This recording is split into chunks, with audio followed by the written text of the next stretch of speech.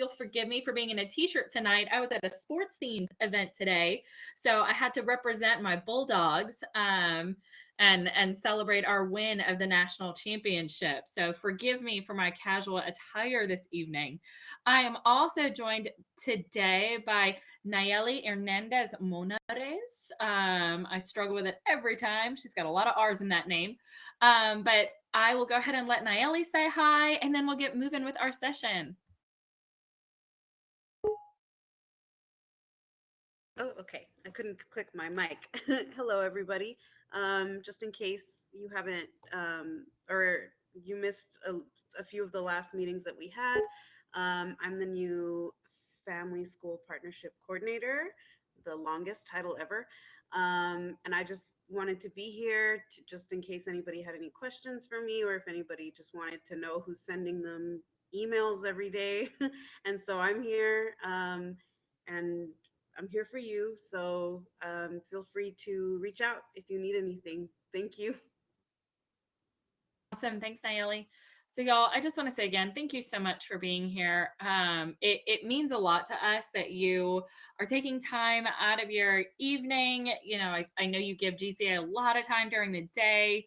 And the purpose of these sessions is for us to share some of our information with you and to give you a chance to give some feedback to us. And so, like I said, because this is a small group tonight, feel free to pick up the mic at any time if you want to. I'll have some questions for discussion. If you want to grab the mic or type in the chat, like, please join us. We want to hear from you. Consider this a very, open and casual kind of time for you to come in and share. So, our objectives tonight are to talk about our plans at the school for preparing our students for success on the Milestones end of course assessment. I'll talk a little bit more about what that is if you're not familiar with it. We're going to discuss some ways that parents and students can monitor student readiness.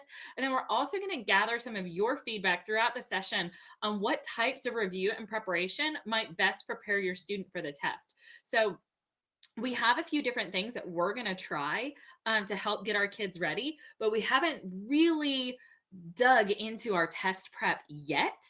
And so we want to get that feedback from you before we start doing that to make sure that parents and students, teachers, that we're all in agreement that what we're putting in place is what's best for students. And we just really want to hear from you about that.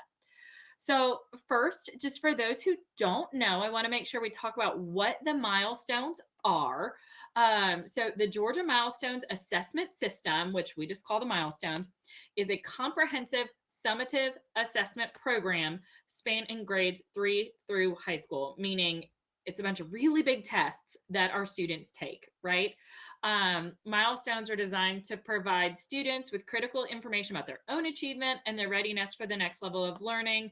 We all also know that the teachers look at that to determine, in lower grades, whether the student's ready to move on to the next grade. But in secondary, the milestones grade is worth 20% of your student's final grade in the class. And so that is why it's so important to us that our students are prepared for these tests, because it's a big test, of course. And I'll be honest, our school gets evaluated based on our student performance. Like, this is important for everyone. But for the purpose of our conversation tonight, we're sitting there thinking about that 20% of a student's final grade and trying to figure out how we can get them to be successful on that test. So that's our goal. And that's what we're going to talk about tonight to make sure that your kiddo gets all 20 of those points. So, what does it mean for your kid, right? You don't want to hear about all students across the state. We're looking at 9th through 12th grade students.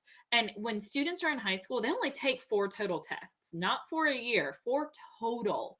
They used to do 8, and then the state of Georgia said, you know what? We're testing a lot. Let's scale it back. So now we only have 4 tests. We have American literature, biology, US history, and algebra 1. Just 4. So most students will only take 1 or 2 a year. They may have more depending on their schedule or other different, unique qualifying factors, but typically it's only 4. So tell me in the chat, just kind of letters, what test is your student taking? Is it A, AMLET, B, biology, C, US history, or D, algebra 1? So that's what course are they in? Okay, so Anita's student is taking algebra 1, so you probably have a 9th grader, I'm guessing. What other tests do we have in the room?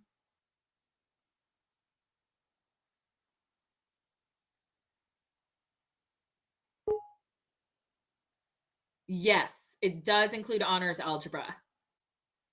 Yes, the honors versions of all of these courses also take it. Timmy, you have two ninth graders. Okay, A and C. So you have an 11th grader, right? Victoria, American Lit, and US History. Yep, 11th grade. Taking at least 3 this year, Tabitha. Well, that's going to be a busy week, but no pressure, no sweat. We're going to take really, really good care of him and make sure he's well prepared. For those who just came in, right now we're just putting in the chat, which test is your student taking? Is it A, American Literature, B, Biology, C, US History, or D, Algebra 1? No, Stan, there is not an American government and of course test. Oh, okay, Tabitha. So he's doing US History, Biology, and maybe American Lit, maybe a little bit ahead of schedule there. That's great. Big year. Big year. But like I said, y'all, don't worry. We're going to prepare those kids so well. Okay, Hollis has a student in US history. Okay, so it sounds like we've got somebody in all of our different courses. So that's great. So we can just kind of talk about them, generally. So has your student mentioned the milestones at all? And when they do talk about it, how do they feel about the test? What have they said when they're talking about the test? Do they sound stressed? Are they not that worried about it? Tell us. And like I said, we're a small group tonight. Feel free to pick up the mic. Has your kid mentioned it? And if so, what are they saying? How do they feel?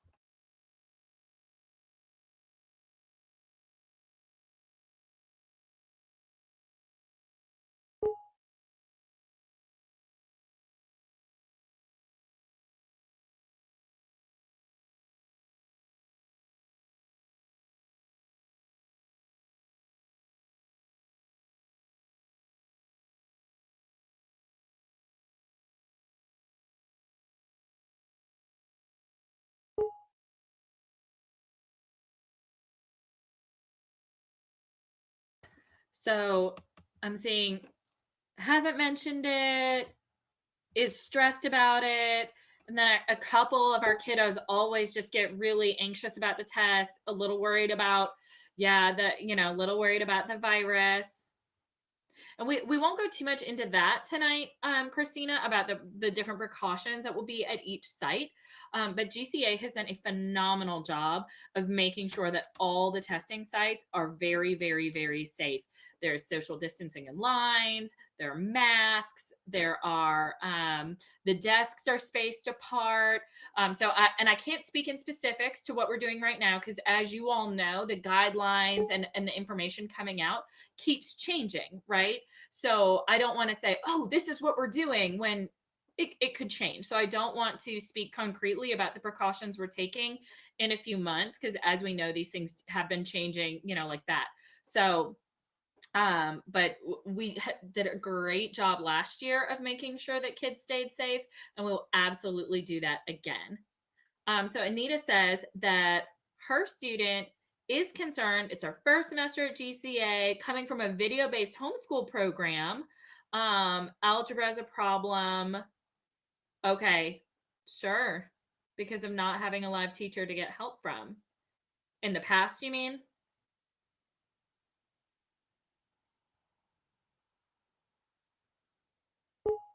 Okay, I was like, I hope our teachers are helping.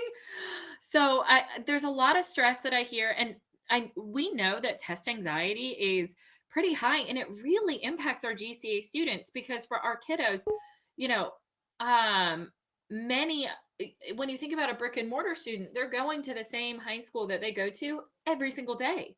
They might even be sitting in the same classroom that they sit in every single day. But for our kids, we're going to a new place. There are new people. There are other kids there that they don't know. And that in itself can be pretty overwhelming for our students. So we are trying to make sure that everything that we do to prepare the students makes it so that they come in and they might be a little nervous and anxious about going to a new site, but at least they can feel calm with the material and confident in their learning. Hollis asked a great question. How many days will they be going in person? So that depends, Hollis, on the tests that they have, and the number of tests. So if they just have, say, American Lit, well, that's 2 days because we have the writing on one day and the multiple choice on another. But if it was just biology, it would be just 1 day. So it'll depend on your student's schedule. And so what you'll get, several weeks in advance, maybe even months in advance, after you've been assigned a site, you will hear from the site coordinator, and they will tell you exactly, which day you need to be there and where you need to be. Algebra is just 1 day. The only test that's multiple days is American Lit. Your son needs work that he has to turn in, or he will not do it just to study. Tabitha, well, don't you worry, because we actually have some really great things that we're going to do to help our students. So let's go ahead and start kind of jumping into it. So there are four big things that you're going to see in every single one of your students' classes. So these are going to be consistent across all of our EOC courses. Like I said, we're just in the planning process of this and just starting our build out. So I'm really excited about the plans that we have in place. I'm really excited about what we're doing, but I want to hear from you as we go through this, how we could finesse this and how we could change some of these things to make sure we're really reaching our kids. So the four things we're talking about, obviously, number one, regular class instruction, right? That's not stopping. Every day in class, your kids are getting little review questions, little ways that we're checking back to see how they're doing. Um, We've just implemented common assessments as a part of our regular class instruction. These are just little mini checkpoints that we're doing to see, okay, how are they doing with old standards? How are they doing with new standards? Do we need to change what we're doing in our regular classes? We're about to roll out something called boot camp sessions, which I'm very excited about. This is a little pet project of mine that I think is going to be really fun. I think our kids are going to love it. We're also going to start sending weekly learning coach newsletters for every one of these courses. So if your student is in just algebra, you're going to get a weekly newsletter just for you about algebra, and it'll include some guides you can use with your student. It'll give you a preview of what's coming. Well, I'll get to that in a later slide. And then review modules and websites. So you will get those things as well in each of your courses. We have review modules built right on in to our canvases, or we may have even built separate websites just to help your student review. And I will, like I said, get into details in a second. Well, hey there, Miss Pearl. Let me look at your question. Yes, if you have a student who is required to take the EOC, they will absolutely be right there with everybody else. Oh, into the review sessions. That's a great question. We absolutely can do that. That's not a problem. If you have a student who is taking courses elsewhere, we can fit you into review sessions here. We just need, maybe if you go ahead and send me an email, I can get in touch with somebody and we can figure out how we can get you invited to those sessions. So I'm not sure what that'll look like. So, but yeah, bear with me and we'll figure that out. I think that's a great question and we'd love to help. Okay, so in our regular classes, like I said, teachers align all of their instruction anyway to the Georgia standards, which are exactly what the milestones are designed to assess. So if your kid is coming to class and doing the work, they're already doing the prep, right? Because we're just trying to teach the kids to the standard. A standard is just that level of understanding of a skill or concept, or information that we want a student to achieve. So we're working on hitting that standard or that target. And the milestones job is to make sure kids hit that target. So it really does all line up and work toward the same goal. Like I mentioned before, common assessments are going to be one of the most important ways we evaluate progress in all of the classes.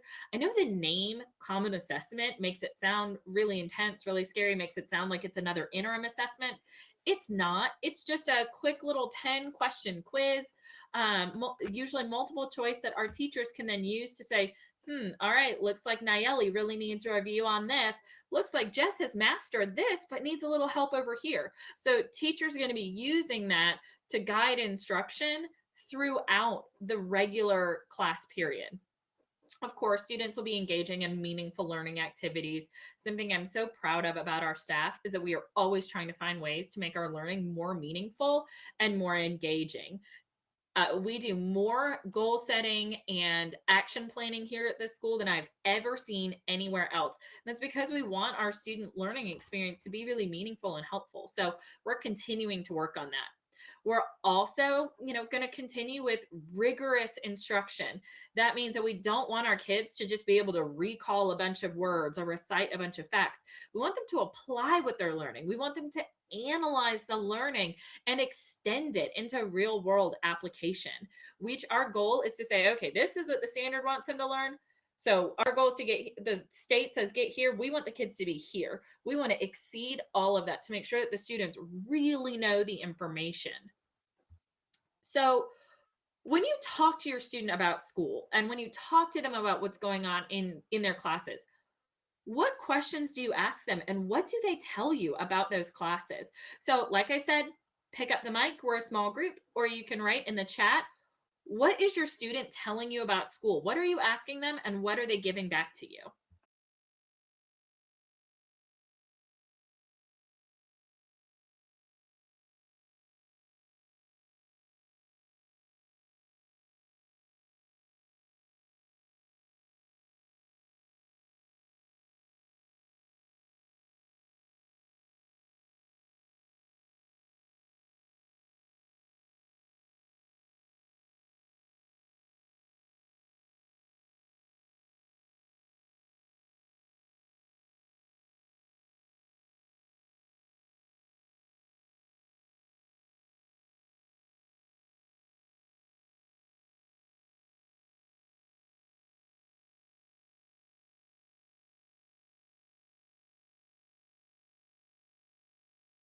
Several people typing in the chat, so I'm waiting to see what they say, not just sitting here silently.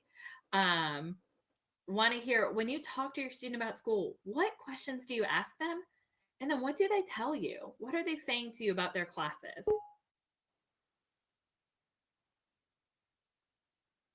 Oh, Tammy, that is so great.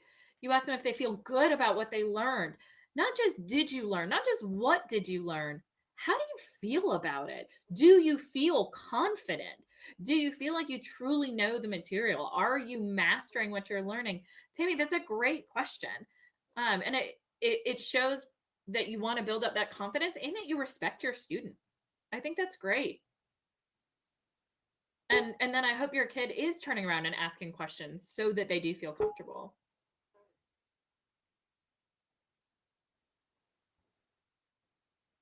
Christina says, I always ask them, is there anything they're struggling with? And how do you feel? Great. How are you feeling about your learning? Do you feel confident? Is this too hard? Do you need help? I think that's great. And knowing what they're struggling with so that you can get help right away. Oh, Tabitha, I like that because you're right there with your student all day. You can just talk about it as you go. That's wonderful. Okay. And Shanna, I think it's Shanna, is grateful for the ability to retake in class tests. She likes being able to improve her score.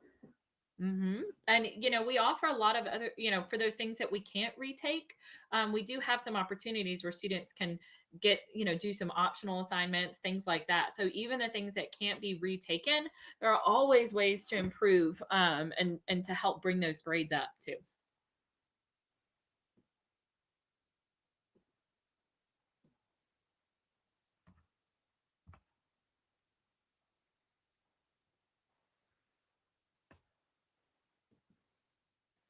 Okay, I have a private message about missing being able to log in from the Learning Coach account. That's a good perspective. I hadn't thought about that, not being able to log in to the live sessions as a learning coach.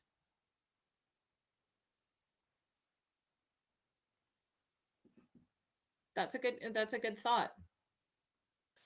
So now I'm going to tell you about this. I told you we've got these boot camps coming. This is sort of my pet project. We've done some version of this over the years. When I became an assistant principal here 6 years ago, this was a big initiative that we did as a school, and I had all the fun, camo and all that kind of fun themed stuff. But this year we are taking it to a whole new level. And y'all, I am so stinking excited. So first, students are going to come into their classes. Um, these will start now in some of their win sessions, and then we'll also kind of ramp it up in cycle 6 as well in some other classes. Students are going to come into class, and during their period, they're going to be moved into breakouts with students who may not always be in their class. It may even be different teachers. What we'll do is if we have 5 biology classes happening at the same time, all 5 of those biology teachers are going to be in the same room together. And so what they're going to do is say, okay, Anita needs help with standard 1, Hollis needs help with standard 2, Christina standard 3, Shalette standard 4, Stan standard 5, Stan standard. And they're going to those students will have a pre-assigned room that we're going to communicate to them in advance, and again during the session, they'll move right into that room and they will get help based entirely on their individual needs. I got to sit down with the biology team this week and see what they've done. They already started looking at interim assessment 3 at the midterm and color coding different standards for each student. They can already see, hey, these kids really need help with standard 1 and these kids really need help with standard 2. So every single student is going to be learning in a really active and impactful way to focus on what they personally need. So we have our win sessions, which are so great. But if a teacher has 3 win sessions and they need to be in breakout room 1, room 2 and 3 need to be really working independently. They need to be self-paced. But with this kind of model, because we're using our full teaching staff, every student is going to have someone working with them on exactly what they need. Now, let's say your student's done really well on everything. Oh my gosh, they're making A's on everything. They're making hundreds. We're also going to have some enrichment opportunities for those students to go a little deeper with the learning to make sure that they're not just getting that 90 on the milestone. They're getting a 98. They're getting 100. So we're going to use our full staff to support every single child. And I'm very excited about the way we are using these assessments we already do to make sure that our kids are getting what they need. I mean, that's the point, right? That's why we assess students, is to make sure they're getting what they need. So we're going to really use that. And then we're also going to do sort of the boot camp theme and structure to help students build teamwork and relationships. We've heard before that our students would like to have more connection, more time with their peers. And so they'll be working in teams, your team Alpha, your team Bravo. And that team feel, we hope, is going to help them make some connections and relationships in their classes. So I've told you what we're thinking about that and what that idea should look like. Is there anything that your student would benefit from to help them be more successful? Do you think your student would benefit from a quiet study room? Would your student benefit from vocab flashcards or writing practice for the essay parts of the test? What could be added to this that could help your student to be successful?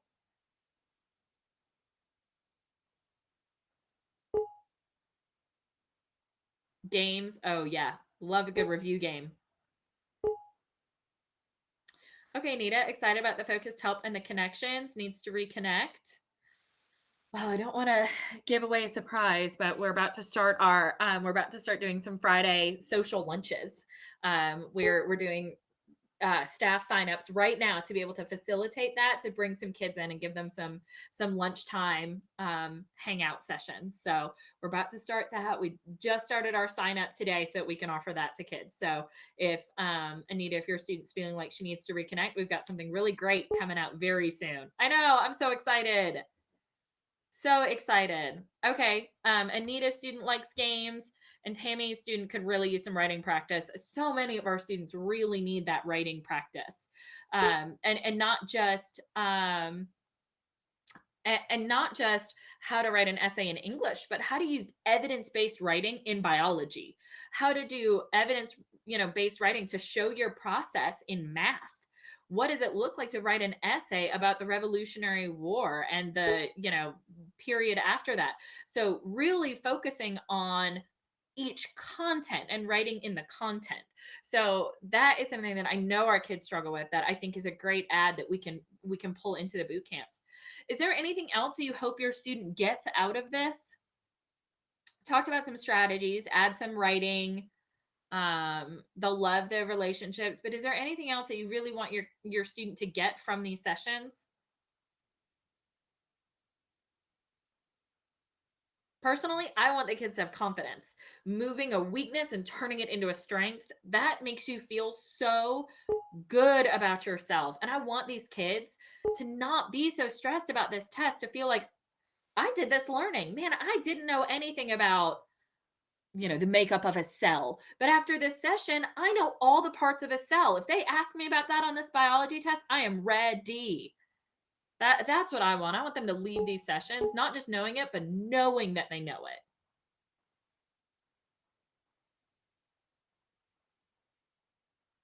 Yes, Tammy.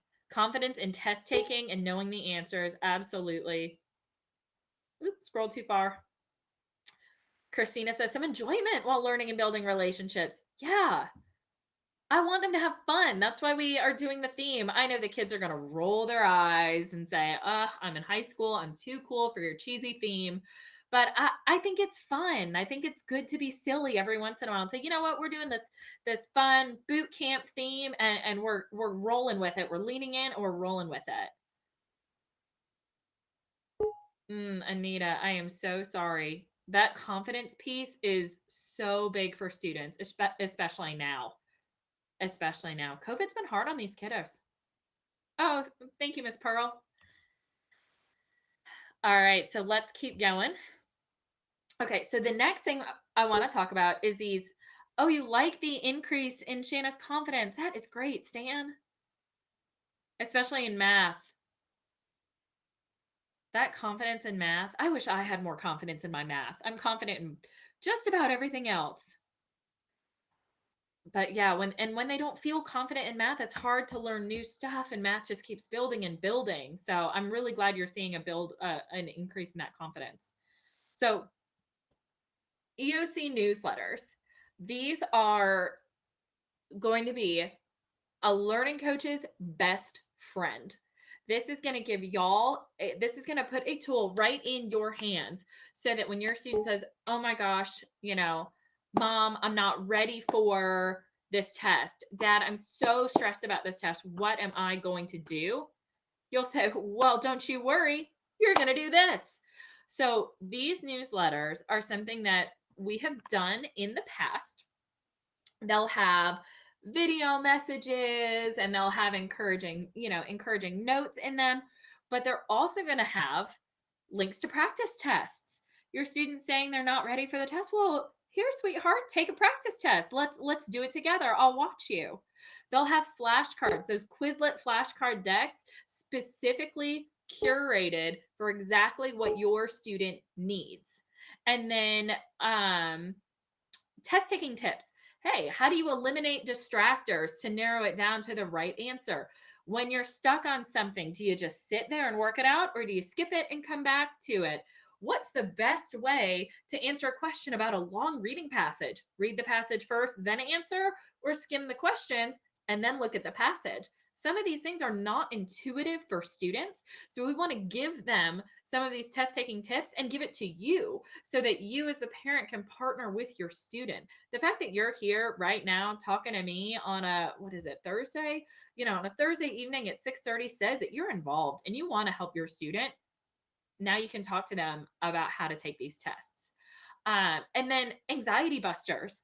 Like I said, we know that test anxiety is so real, especially like Tabitha was saying, we've got kids who are here because they have reasons that they're home, right? We're worried about the pandemic, or for whatever reason, a traditional brick and mortar environment, that was not it for us. And so now to take students who have gotten so accustomed to school in their pajamas, right? How many of your kids wear their pajama pants all day, every day? And now they got to leave the pajamas at home, put on some jeans, and go out into the world. Well, man, that adds a whole lot more stress. So we're going to push past that and teach them some anxiety busters to help out. Of course, we'll also include some content for review. We're a school. That's what we do. So you both do. No pajamas, but leggings all the time. Y'all are cracking me up. um, so the content for review, and we'll try to, chunk it out and say, okay, this week, talk to your kids about, I don't know, doing proofs in algebra. I'm kidding. But we'll have some good content for review that the students can look at. So if they're saying, "Hey, what do I do?" Here you go. Here's a strategy for you. Here's something to look at. And then we'll also have some guides for discussion at home, some ways that you can support your student if you're looking for ways to help. So these will go to both the students and the learning coaches once a week. It's going to start cycle 5. So we're about to have that IA4 the week after next. So the week after that, you'll start getting these. And so they're going to have discussion guides for you for how you can talk to your student about preparing for the test, about the content material. We know that y'all are not biology experts. You're not American literature experts. We don't expect you to be. We're going to give you the tools that you need to talk to your student about what's going on at school and about the test. Thank you, Christina. I think it's awesome too. I used to be the assistant principal in English, and I sent out these American Lit things every week, and I would make little videos for the kids, and I just loved doing it because it felt like it was just my way of contributing and helping our students feel better about the tests. And don't you worry, Anita, we're going to have all kinds of tools for you to talk about that. Don't you worry about that. We're not expecting you to suddenly go back and master advanced math. So, parent perspective. So, you guys have been tossing some things in the chat, but what resources could we put in these newsletters that would help you to work with your child as you're preparing for the test? And you can tell me in the chat, pick up the mic, like I said, what would help you? What can we give you? What can we put in your hands so that you can help your student? This sounds like enough. Put that in the chat too.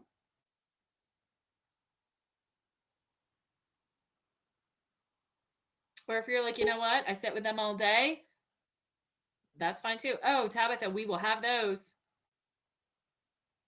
The state of Georgia actually puts those out, and we'll put those in the newsletters for you.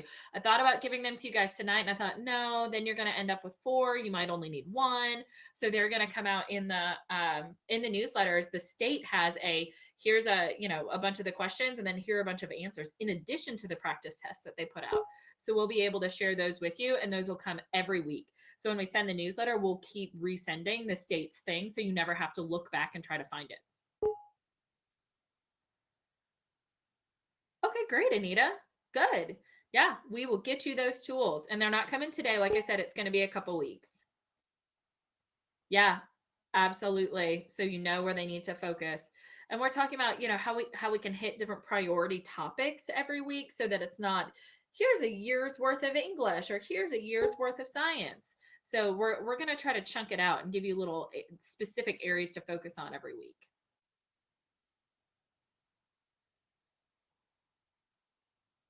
Y'all, GCA parents are the best. You guys are the best kept secret about this school. Every time I have one of these sessions or parent university or district town hall, the questions are always so good. And you guys are always so encouraging.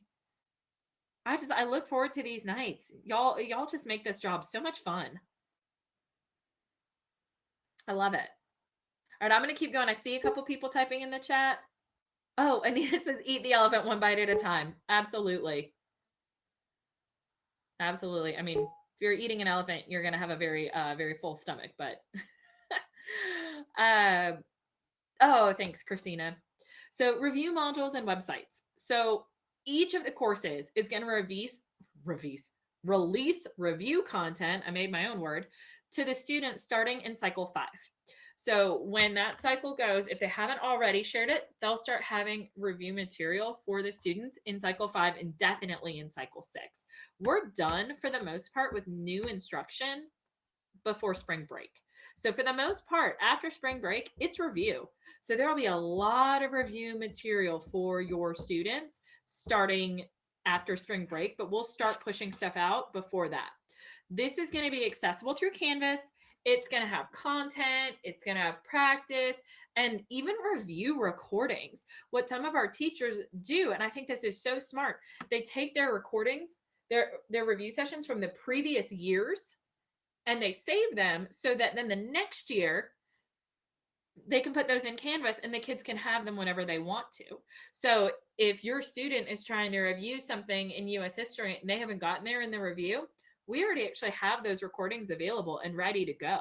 So we'll have some recordings, things like that. So, and this is for students who want to look at this on their own. Like I said, we're doing this in class. We're pushing things to you. We're doing this in live class. We're going to start doing the boot camps, but this is another way the students can do it. Now, some of the courses will have some study guides and things like that in there. Someone was saying earlier that their student will only do work for a grade, and we will have graded review activities as well. Hey, we want you to do this. We've got this information for you. Here's a study guide we're putting together. We want you to do this for a, for a review grade. So you'll see some of those things as well built right into those Canvas modules. US History has built this absolutely phenomenal Google site.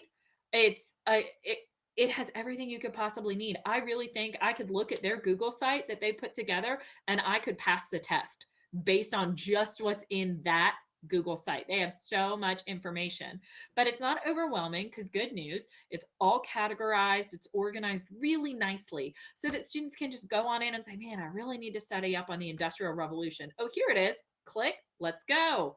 So they can access that material anytime, work at their own pace, and then we'll have those other study guides to go with them to help them out. So I've talked about a lot of things, and I know I talk so fast. I'm working on it. But which of the tools that I talked about, is it regular class instruction, boot camp sessions, newsletters going to learning coaches, independent review modules? Tell me which in the chat, which of these tools do you think is going to be the best one for your kid? E, all of the above. I love it, Anita. All added together, A through D. Seriously, you guys just make my night. Oh, I love it.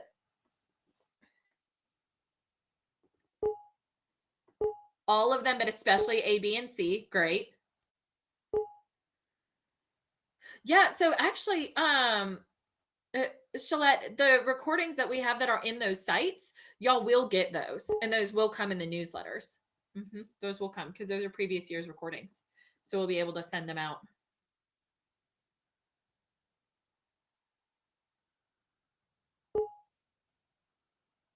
That's kind of how we felt too, Anita, that each of the different elements supports the others, right? So we've got what's already going on. We've got another more differentiated and targeted review session. We've got a way to involve our parents and learning coaches. And then we also have this, I don't want to be in a class. I want to just kind of work on my own. So we're trying to bring all the different things together to really help the kids. So it sounds like you guys feel like all of these together are a good thing. All right, so that's the end of the new information that I'm sharing.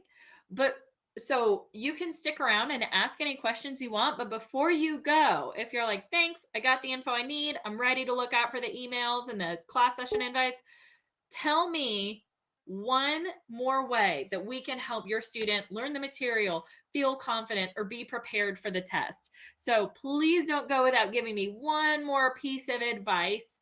I love your suggestions. And then if you have any questions, feel free to stick around and I will answer any questions. We got through it pretty quick tonight because you guys, I didn't have to wait for any responses. You guys were ready to go with all of it. So give me one more piece of advice and then you can go back to your families. And I do have to say again, thank you for being here. This parent input means so much to us.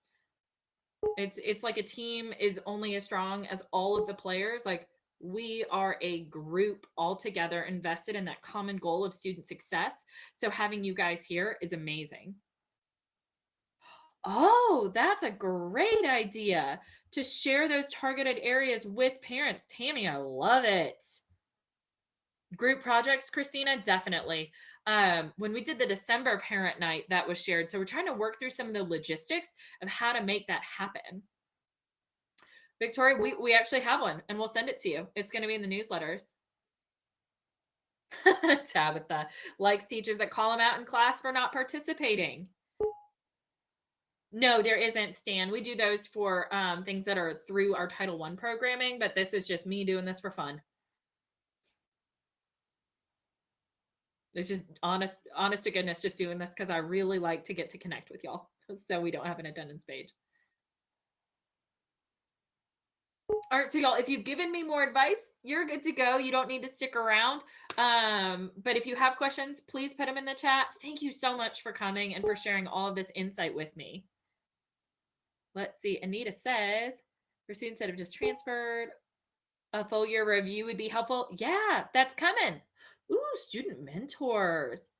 I'm loving this. Send the parents the areas of strength and weakness, student mentors.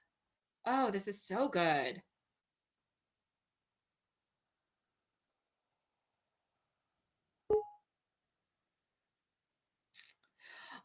So Hollis, there's not really like a pretest. IA5 is going to be the closest thing that we'll have to that when we do that IA5. That should cover all the tested standards. But we'll also have those practice tests available that should give you a good indication as well.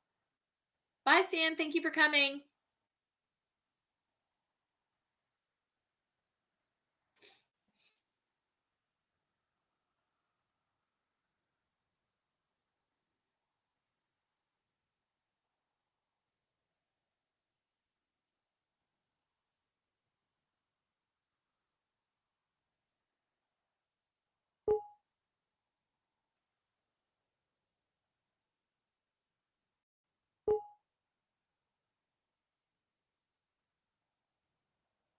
Peer-to-peer tutoring, Kahoot game. Yep. Those review games are great. The kids love them.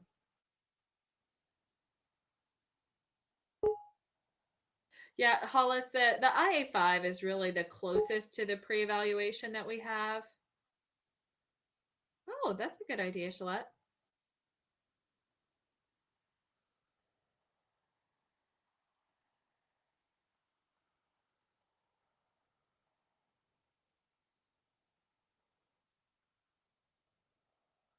Just reading all the chat. I love when I can see that people are typing. I get so excited. Like, what are they going to say?